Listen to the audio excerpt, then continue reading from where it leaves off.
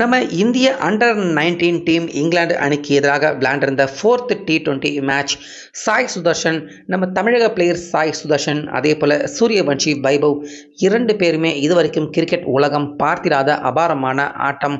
சுமார் 400 ரன்கள் T20 ஆட்டத்தில் யாராவது அடிக்க முடியுமா அப்படின்னு கேட்டால் அதை முடியும் அப்படின்னு நம்ம தமிழக பிளேயர் சாய் சுதர்ஷன், அதே போல் சூரியவன்ஷி, வைபவ் ரெண்டு பேருமே அதை நிகழ்த்தி காட்டியிருக்காங்க.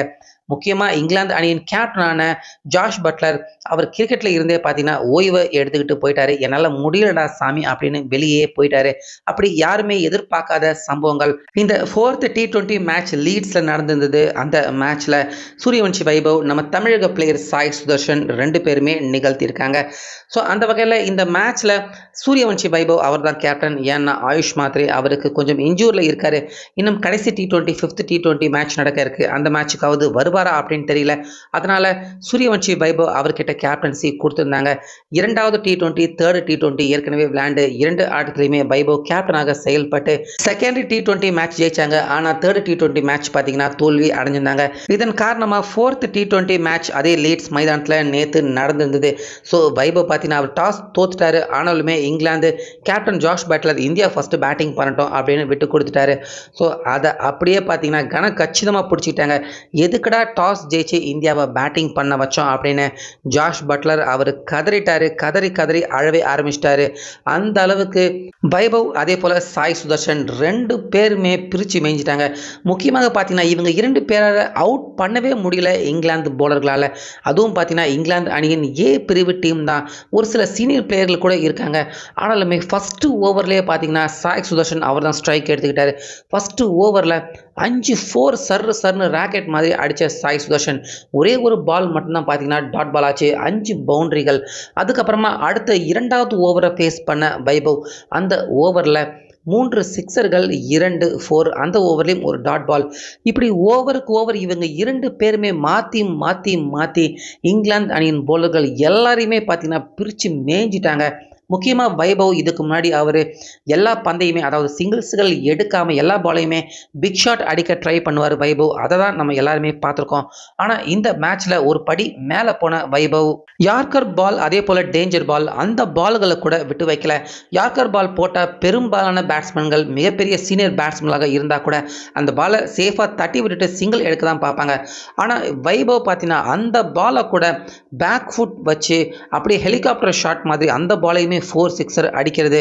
அதே போல் டேஞ்சர் பால் தலைக்கு மேலே தலைக்கு நேராக வர்ற பாலை குனிஞ்சு பின்னாடி ஃபைன் லெக்குக்கு தட்டி விடுறது. இப்படி எந்த மாதிரியான பந்து போட்டாலும் நான் அடிக்கிறத தவிர வேறு எதையும் பண்ண போகிறதில்ல அப்படின்னு உறுதியாக பார்த்தீங்கன்னா வைபவ் நேற்று கொடூரமான பேட்டிங்கை வெளிப்படுத்தினார். இதன் காரணமாக 10 பந்து ஃபேஸ் பண்ண வைபவ் 52 ரன் எடுத்தார். அதே போல் மறுமுனையில் நீ அடித்தா நானும் அடிப்பேன்டா அப்படின்னு சாய் சுதர்ஷன், நம்ம தமிழக பிளேயர் சாய் சுதர்ஷன் அவரும் பார்த்தீங்கன்னா விடலை. வைபவுக்கு இணையாக 12 பந்துக்கு 50 ரன் ஹாஃப் செஞ்சுரியை கம்ப்ளீட் பண்ணார். ஸோ இந்த இரண்டு பேருமே பார்த்தீங்கன்னா ஓவராலாக அந்த 5வது ஓவர் முடியறதுக்குள்ளேயே இந்திய அணியின் ஸ்கோரை 100க்கு மேலே கொண்டு போயிட்டாங்க. முக்கியமாக பவர் பிளே முடிகிறப்பெல்லாம் இந்திய அணியின் ஸ்கோர் 142ஆக இருந்துச்சு. இப்படிப்பட்ட ஒரு கொடூரமான பவர் பிளே உலக அளவில் சத்தியமாக யாருமே பார்த்துருக்க மாட்டாங்க. ஸோ அதை அப்படியே மெயின்டைன் பண்ணிக்கிட்டு ரன் ரேட் குறையாமல் அதிரடியாக விளையாண்டுக்கிட்டு இருந்த சாய் சுதர்ஷன், வைபவ் 10 ஓவர் முடிகிறப்ப இந்திய அணியின் ஸ்கோர் பார்த்தீங்கன்னா கரெக்டாக 210. இதில் இங்கிலாந்து அணிக்கு எதிராக நடந்த இன்னொரு கொடூரமான விஷயம் என்ன அப்படின்னு பார்த்தீங்கன்னா இந்த பக்கம் வைபவ், அந்த பக்கம் சாய் சுதர்ஷன் ரெண்டு பேருமே அடிச்சுக்கிட்டு இருக்காங்க. அப்படின்னு பார்த்தா இங்கிலாந்து அணியின் போலர்களும் பார்த்தீங்கன்னா அந்த அளவுக்கு மோசமான போலிங்காக இருக்கு. 2 வாட்டி பார்த்தீங்கன்னா நோ பால் ஃப்ரீ ஹிட் பாலை 2-3 வாட்டி அடுத்தடுத்த ஒரே ஓவர்களையே வீசியிருக்காங்க. அது மட்டும் இல்லாமல் வைடு பவுண்டரி மட்டுமே பார்த்தீங்கன்னா 4 முறை போயிருக்கு. அந்த 10 ஓவருக்குள்ளேயே பார்த்தீங்கன்னா 4 முறை வீசியிருந்தாங்க. ஸோ ஓவராலாக எக்ஸ்ட்ராஸை மட்டுமே எடுத்து பார்த்தோம்னா கிட்டத்தட்ட 35 ரன்கள் எக்ஸ்ட்ரா அந்த முதல் 10 ஓவர்லேயே கொடுத்துருக்காங்க. ஸோ அந்த 35 ரன்கள் கூடுதலாக இந்தியாவுக்கு கிடைச்சதால வைபவ் அதே போல் சாய் சுதர்ஷன் ரெண்டு பேருமே 10 ஓவர்லேயே இந்திய அணியின் ஸ்கோரை 210 வரைக்கும் கொண்டு போக முடிஞ்சுது. ஆனாலுமே பார்த்தீங்கன்னா 11வது ஓவரில் வைபவ் செஞ்சுரி கம்ப்ளீட் பண்ணார். ஃபேஸ் பண்ண பால் எவ்வளவு அப்படின்னு பார்த்தீங்கன்னா வெறும் 30 பந்துகள் மட்டும்தான். அதே போல் அடுத்து 13வது ஓவரில் தான் பார்த்தீங்கன்னா சாய் சுதர்ஷன் அவரும் செஞ்சுரியை கம்ப்ளீட் பண்ணார். ஃபேஸ் பண்ண பால் பார்த்தீங்கன்னா 40 பந்துகள் ஃபேஸ் பண்ணியிருந்தார். ஸோ ஓவராலாக ரெண்டு பேருமே செஞ்சுரி அடிச்சிட்டாங்க. ஸோ இதுக்கப்புறமா இவங்களுடைய பேட்டிங் எப்படி இருக்க போகுது அப்படின்னு பார்த்தா அதே மாதிரி தான். போடுற பால் எல்லாத்தையுமே ரெண்டு பேருமே சிங்கிள் மொத்தமே பார்த்தீங்கன்னா சிங்கிள் கம்மி தான், டபுள்ஸ் கம்மி தான். ஓடவே இல்லை, அவங்க எனர்ஜியை வேஸ்ட் பண்ணவே இல்லை. போடுற பால் 6-4 போடு 6-4 அதே தான் பார்த்தீங்கன்னா ஒவ்வொரு ஓவர்லையுமே ரிப்பீட் ஆகிட்டே இருந்துச்சு. பட்லர் அவரால் பார்த்தீங்கன்னா ஜீர்ணிச்சிக்கவே முடியல. அவர் கூட கரெக்டாக 14வது ஓவர் ஒரு ஓவர் வீசினார். அந்த ஓவர்லையுமே வைபவ் பார்த்தீங்கன்னா 30 ரன்களை கன்சிட் பண்ணார். அப்படியே பார்த்தீங்கன்னா வைபவ் வெறுத்துட்டாரு. இந்த தொடரே வேண்டாம், இந்த சீரீஸே வேண்டாம் அப்படிங்கிற மாதிரி பட்லர் எவ்வளோ சீனியர் பிளேயர் அவராலே பார்த்தீங்கன்னா சாய் சுதர்ஷன், வைபவ் 2 பேரை சமாளிக்கவே முடியல.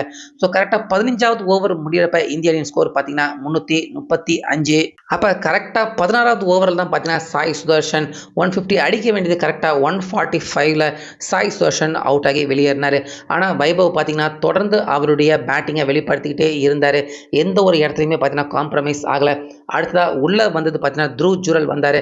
ஆனாலுமே அவருக்கு பெருசாக ஸ்ட்ரைக் தராமல் கம்ப்ளீட்டாக ஜூரலை ஒரு சிங்கிள் மட்டும் எடுத்துக்கூட மற்றதை நான் பார்த்துக்கிறேன் அப்படிங்கிற மாதிரி தொடர்ந்து வைபவ் போட்டா அடி அப்படிங்கிற மாதிரி அடித்து வைபவ் ரொம்ப ஈஸியாக கரெக்டாக 19வது ஓவர்லேயே டபுள் 100 கிராஸ் பண்ணார். T20 ஃபார்மேட்டில் டபுள் 100 கிராஸ் பண்ணுறது அவ்வளவு ஈஸியான விஷயம் கிடையாது. ஆனாலுமே டபுள் 100 கிராஸ் பண்ணி ஒரு அசாத்தியமான இன்னிங்ஸ், யாருமே நம்ப மாட்டாங்க, ஒரு அசாத்தியமான இன்னிங்ஸை இந்த மேட்ச்சில் நிகழ்த்தி வரலாற்று சாதனையை நிகழ்த்தியிருந்தார். ஸோ ஓவராலாக 20 ஓவர் கம்ப்ளீட் பண்ணுறப்ப இந்திய அணியின் ஸ்கோர் எவ்வளோ அப்படின்னு பார்த்தீங்கன்னா 407 ரன்கள் எடுத்திருந்தாங்க. ஸோ இதில் எல்லா ஸ்கோருமே பார்த்தீங்கன்னா கிட்டத்தட்ட எக்ஸ்ட்ரா மட்டுமே 50 ரன்கள் வரைக்கும் இங்கிலாந்து வீசியிருக்காங்க. ஸோ எக்ஸ்ட்ரா அவ்வளோ ரன் அவங்க கொடுத்துருக்கப்பவே கண்டிப்பாக நம்மளால் யூகிக்க முடியுது இங்கிலாந்து அணியின் போலிங் எந்த அளவுக்கு மகா மட்டமாக இருந்திருக்கு அப்படின்னு. கிட்டத்தட்ட 52 ரன்கள் எக்ஸ்ட்ராவில் கொடுத்துருக்காங்க. அது மட்டும் இல்லாமல் நம்ம இந்தியா சிங்கிள் மற்றும் டபுள் இப்படி த்ரீஸ் இதில் ஓடி மட்டுமே எடுத்த ரன் அப்படின்னு எடுத்துக்கிட்டால் கிட்டத்தட்ட 28 ரன்கள் மட்டும்தான் ஓடி எடுத்திருக்காங்க. மற்ற எல்லா ரன்களுமே சிக்ஸர், பவுண்டரி, ஃபோர்ஸ் இதில் மட்டும்தான் வந்துச்சு. இப்படி அந்த அளவுக்கு கடைசி வரைக்கும் நாட் அவுட் ஆகாமல் இருந்த வைபவ் 407 ரன்கள் வரைக்கும் இந்திய அணியின் ஸ்கோரை கொண்டு போயிருக்காரு. T20 ஃபார்மேட்டில் நம்ம 300 அடிச்சதை பார்த்தீங்கன்னா சர்வதேச அளவில் ஒரே ஒரு டீம் மட்டும்தான் 300 ரன்கள் ஒரே முறை தோற்றிருக்காங்க. ஸோ 350 கூட யாரும் தொட்டதில்லை. ஆனால் இங்கிலாந்து அணிக்கு எதிராக, இங்கிலாந்து ஏ பிரிவு அணிக்கு எதிராக இந்திய அணியின் ஒரு அண்டர்-19 டீம் கிட்டத்தட்ட 400 ரன்கள் வரைக்கும் எடுத்திருக்காங்க. அது மட்டும் இல்லாமல் வைபவ் டபுள் 100யும் அடிச்சிருக்காரு. பத்தாக்குறைக்கு இங்கிலாந்து அவங்க எக்ஸ்ட்ராஸை வாரி வழங்கியிருந்தாலும் அந்த எக்ஸ்ட்ராஸை கழிச்சா கூட பார்த்தீங்கன்னா இந்திய அணியின் ஸ்கோர் கிட்டத்தட்ட 350 வரைக்கும் வருது. அந்த அளவுக்கு ஒரு நம்ப முடியாத இன்னிங்ஸை இங்கிலாந்து அணிக்கு எதிராக விளையாண்டுருந்தாங்க. ஸோ இந்த ரன்னை சேசிங் பண்ண இங்கிலாந்து அணி பார்த்தீங்கன்னா அவங்க 200 கூட எடுக்கல. ஏதோ ஒரு ஒப்புக்கு சப்பா பேட்டிங் தான் பண்ணாங்க. 128 ரன்னுக்கே பார்த்தீங்கன்னா இங்கிலாந்து அணி அவங்க இன்னிங்ஸ் எல்லாமே க்ளோஸ் ஆயிடுச்சு, ஆல் அவுட்டும் ஆயிட்டாங்க. ஸோ இந்த மேட்ச் முடிஞ்சதுக்கப்புறமா ஜாஷ் பட்லர் பார்த்தீங்கன்னா அடுத்ததாக கடைசியாக நடக்க போகிற 5th T20 ஆட்டத்தில் நான் விளையாட போகிறதில்ல, எனக்கு சில பர்சனல் காரணங்கள் இருக்குது அப்படின்னு பட்லர் 5th T20 மேட்ச் நான் இந்தியாவுக்கு எதிராக விளையாட போகிறேன் அப்படிங்கிற மாதிரி இந்த தொடரை விட்டு நான் ஓய்வு எடுத்துக்கிறேன் அப்படின்னு வெளியே நடைய கட்டிட்டாரு. ஸோ வைபவ் அவருடைய பேட்டிங், அதே போல் சாய் சுதர்ஷன் இவங்க 2 பேருடைய பர்ஃபார்மன்ஸ் இங்கிலாந்து அணியின் சீனியர் பிளேயரான பட்லர் அவரையே கதி கலங்க வச்சிருக்கு. அந்த வகையில் வைபவ் நிச்சயமா இந்தியன் டீமின் வருங்கால மிகப்பெரிய ஒரு வரலாற்று சிறப்புமிக்க பிளேயராக நிச்சயமா வருவார் அப்படின்னு எதிர்பார்க்கலாம். ஸோ வைபவ் அவருடைய இந்த அடுத்தடுத்த இந்த அபாரமான பேட்டிங் இன்னிங்ஸ்களை பற்றி உங்கள் கருத்தை சொல்லுங்கள்.